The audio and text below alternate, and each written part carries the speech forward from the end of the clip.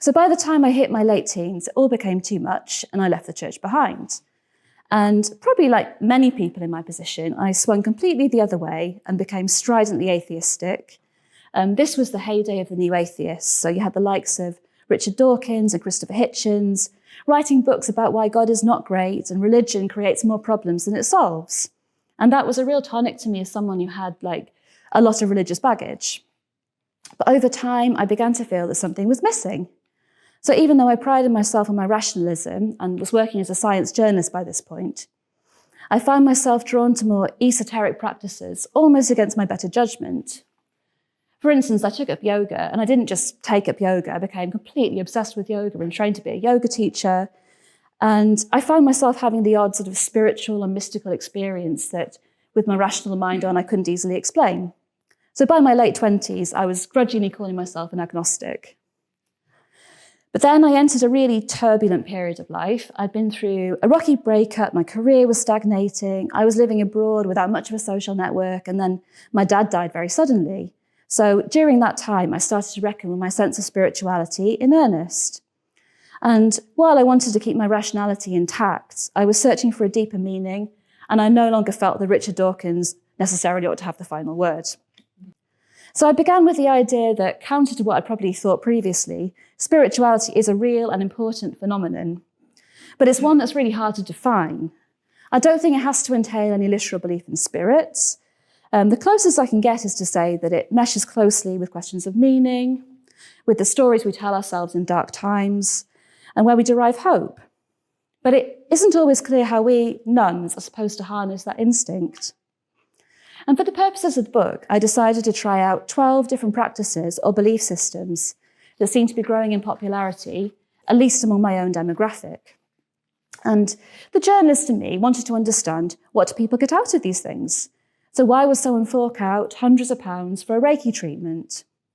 Why do people read their horoscopes? When people try to manifest their dream holiday just by making a vision board about it, what kind of worldview are they tapping into? At the same time, on a personal level, I wanted to know if I could appease both sides of myself, the rational part and the part that had had the mystical experiences. Was there a way to embrace something vital at the heart of spirituality while rejecting dogma, wishful thinking, and pseudoscience? And that's really the starting point for my book. I wanted to explore some of the belief systems and practices that seem to be growing in popularity among the nuns to get a sense of how people are feeling this spirituality gap. The book opens with one of the most attention-grabbing and controversial topics of modern spirituality, which is the spirituality of psychedelics. And I was really nervous to write this chapter because it meant, well, one, coming out of the closet as a psychedelics user, and two, it meant having a really awkward conversation with my mum. But the subject is gradually becoming destigmatized, thanks to what's becoming known as the psychedelic renaissance and a new wave of scientific research. Back in the 1960s, when these substances were first studied scientifically, there was a huge amount of excitement in the field. So the likes of mescaline, psilocybin, and LSD were considered a great hope for psychiatry. Early studies suggested they could be used to treat all kinds of mental health conditions. And there was something else interesting about psychedelics in that they seemed to, unlike, say, antidepressants, profoundly alter the person's relationship to reality. For instance, a lot of people emerge from their experiences claiming to have met God. Again, you would not get that from an SSRI. But it's worth mentioning that our own culture was quite slow on the uptake here. There are some cultures in which psychedelics have been used for spiritual purposes for thousands of years, often with a view to directly contacting spirits. And there's evidence to suggest they may have shaped the course of many religions. For instance, some scholars believe that psychedelics were a central feature of early Christian sacraments. But after the 60s came the war on drugs, and research in the field had to go underground. And it wasn't until the mid-noughties, about 40 years later, the reputable scientists began to tackle this subject again. And since then, it's snowballed. So we now have good quality evidence to suggest psychedelics might help with treatment-resistant depression, addiction, and PTSD, to name just a few examples. And just like in the 60s, we're finding that there's a deeply spiritual resonance to psychedelics. So let's have a look at the stats on the slide by way of example. So according to a 2018 research paper, up to 86% of participants in psychedelic trials rated their experience as one of the top 5 most meaningful of their lives. In another paper from 2021, psychedelic experiences were found to be associated with significant shifts in people's metaphysical beliefs. So, for instance, they might go into the experience as a scientific materialist, believing that reality is fundamentally just composed of matter, and they might come out of it believing that consciousness is far more foundational to reality.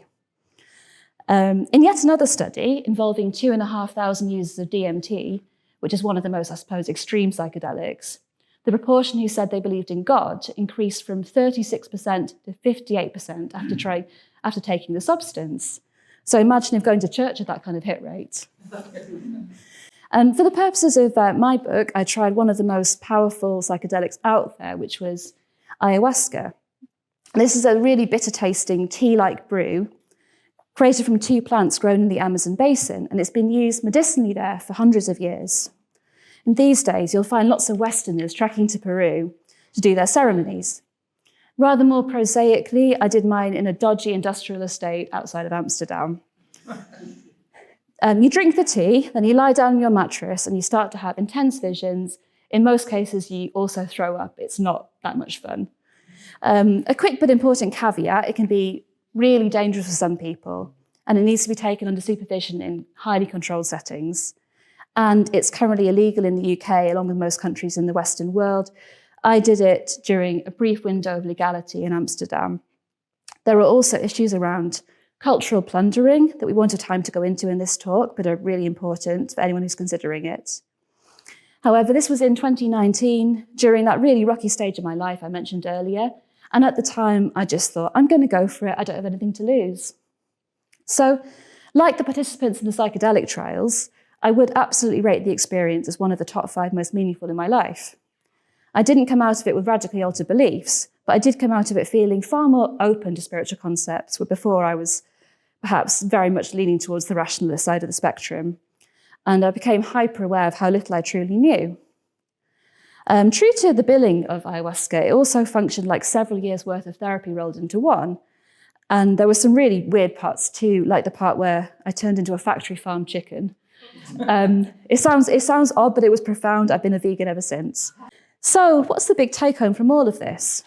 Well, one of the main points that kept coming through in my research is that spirituality doesn't have to be affiliated with beliefs at all.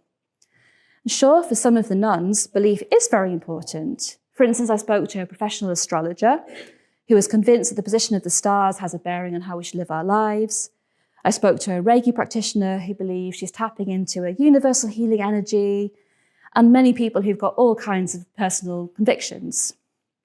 But for other nuns who may be scientifically inclined or indifferent or allergic to anything they consider woo-woo, I believe there can still be a critical place of spirituality.